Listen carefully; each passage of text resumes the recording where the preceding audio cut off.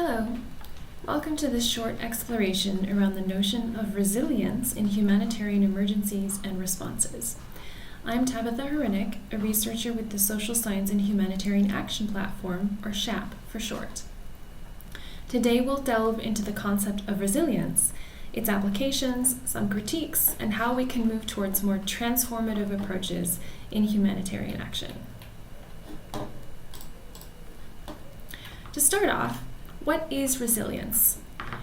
Well, the emphasis and many approaches to vulnerability, you can see our other video on the concept of vulnerability, have been criticized for being presumptuous, patronizing, and framing communities and community members as passive actors in need of saving through aid.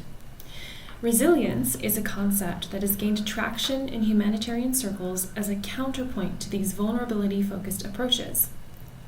When used in a humanitarian context, it generally refers to the strengths, capacities, and resources of individuals and communities to anticipate, respond to, cope with, and recover from crises.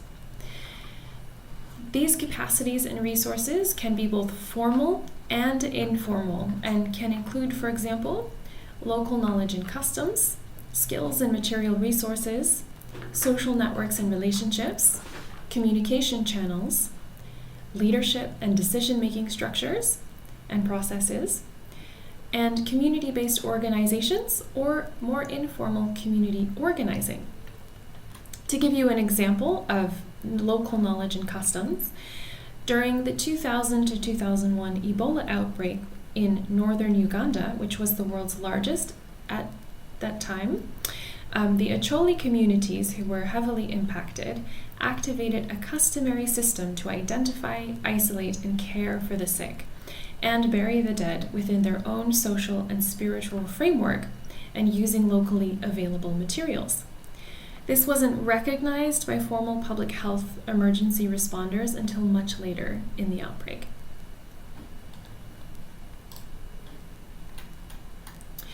The role of humanitarian actors taking a resilience approach should be, first of all, to identify and recognize local capacities and resources, and then work to adapt responses in ways that support and build them up.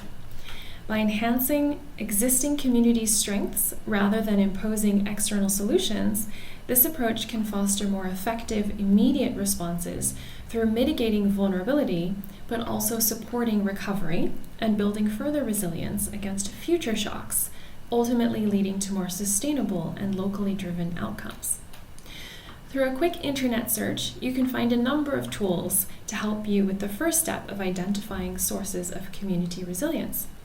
For example, organizations like the IFRC, Oxfam, and CARE have developed participatory vulnerability and capacity assessments, which pair identification of vulnerability alongside sources of community resilience, or in the case of many of these tools, framed as capacities.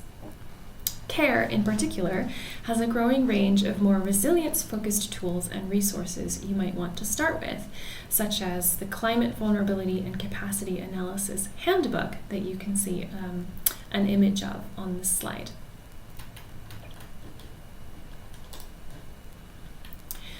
While recognizing and working to build up communities' resilience in advance of crises is undoubtedly a good thing, and also to support resilience amidst an ongoing crisis is as well, many resilience programs and approaches have received a lot of really legitimate criticism.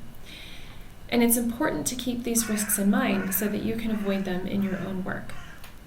So first of all, shifting responsibility. Even if well-intentioned, resilience approaches can result in shifting responsibilities from response and recovery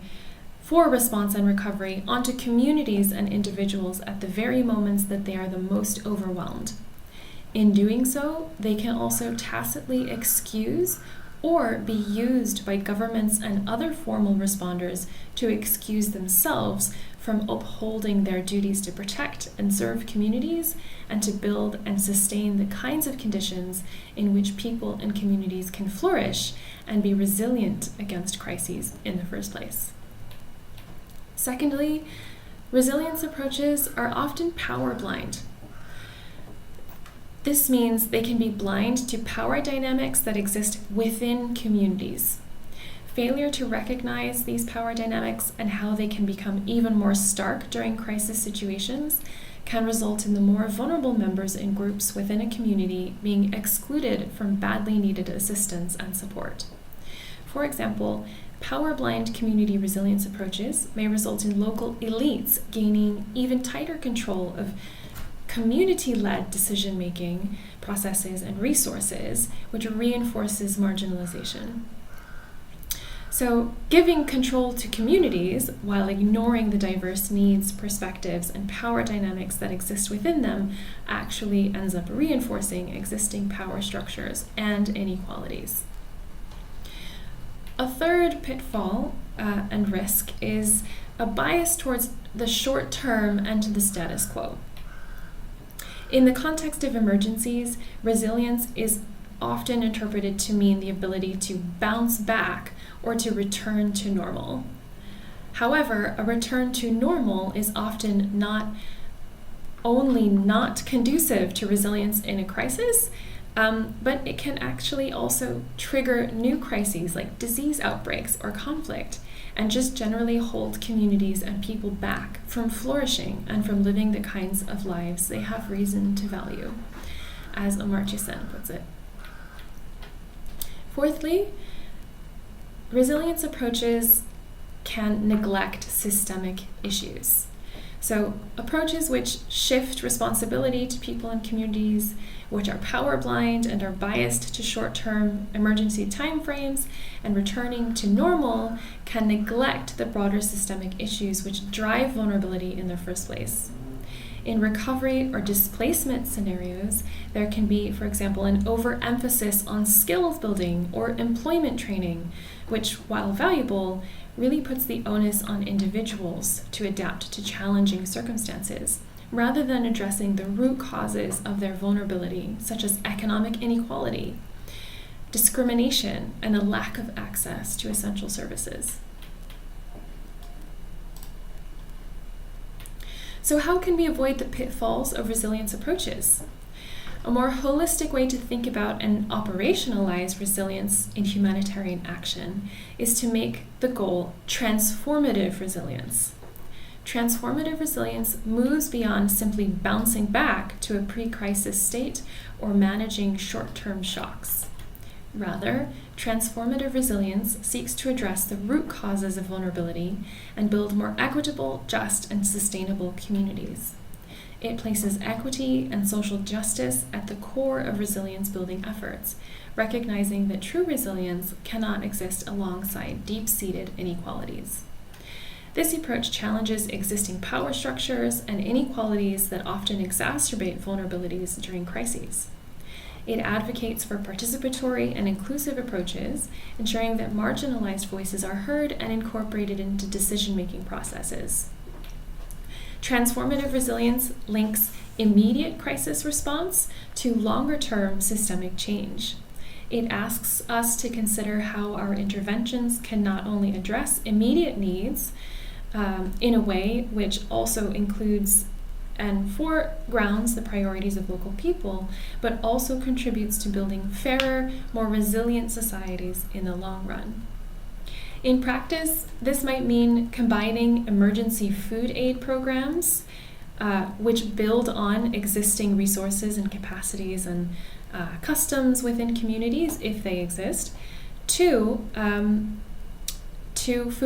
address food insecurity's root causes, such as land rights or agricultural practices or policies.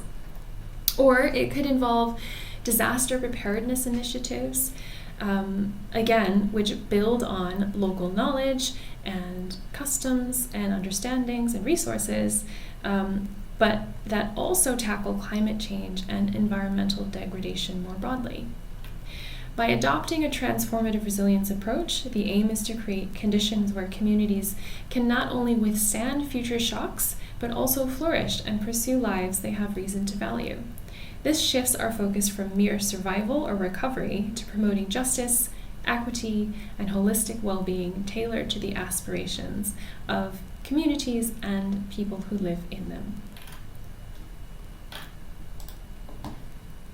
If you would like to learn more about resilience and transformative resilience approaches, SHAP has a few resources that apply these approaches to epidemic response, but the lessons are still applicable to other emergency contexts. You can find them and many other resources on our website. Thanks for watching. Do also check out our other legacy videos in which SHAP researchers break down concepts and approaches, bringing a social science lens to humanitarian issues. A complementary video to this one is a video on social vulnerability in humanitarian action.